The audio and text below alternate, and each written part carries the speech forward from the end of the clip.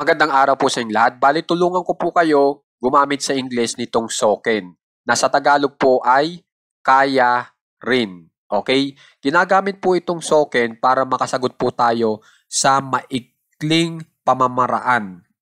Okay? Para short answer lang po yung maibigay natin. Pero maintindihan po noong ating kausap na Amerikano. Maintindihan tayo ng mabuti. Okay? Bale, ang naibibigay po na ideya po nitong soken ay sinasabi nyo na kaya nyo rin gawin yung sinasabi noong kausap nyo na kaya niyang gawin. Yun po yun. Okay, halimbawa po, kaya ko mag-bake. Pag in English nyo yan, I can bake. Yung kaya, yan yung can. Yung ko, I. Yung mag-bake, bake. Okay? I can bake. So, kung gusto nyong sagutin yan, na gusto nyong sabihin ay kaya ko rin, edi ito po yung tamang English. So, can I. Kung ang nagustuhan nyong isagot ay kaya mo rin, edi ito po. So, can you. Kung ang gusto nyong isagot ay kaya rin natin o kaya kaya rin namin, so can we.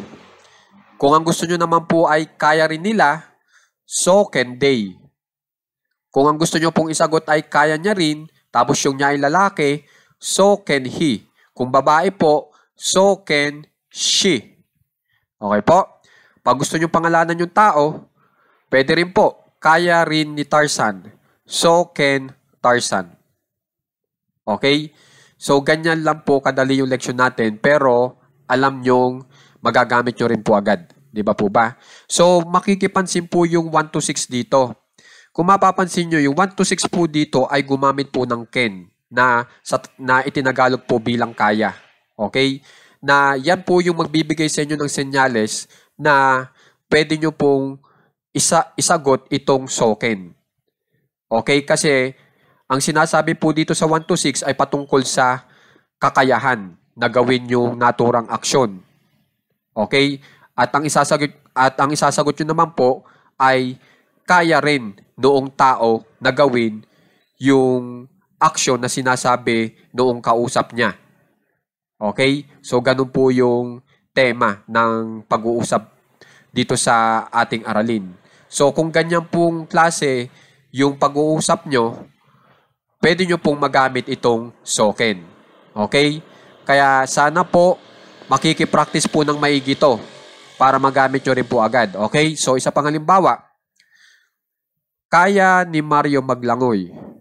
Mario can swim. Kunyari, ito pong gusto nyong gamitin. Kaya niya rin, tapos babae. So ang English po ay, so can she. Okay po? So, ganyan lang po kadali yan. Kaya sana magamit nyo rin po agad at sana makikitandaan po yung tamang gamit po ng soken.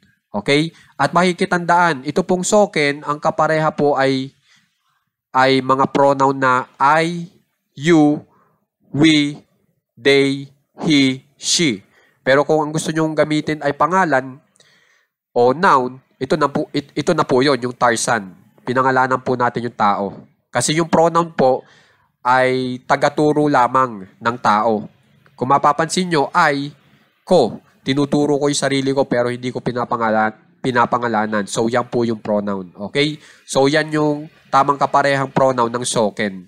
Okay? I, you, we, they, he, she. Okay po? So, makikitandaan na rin po. So makikipractice na lang po. Maraming salamat po.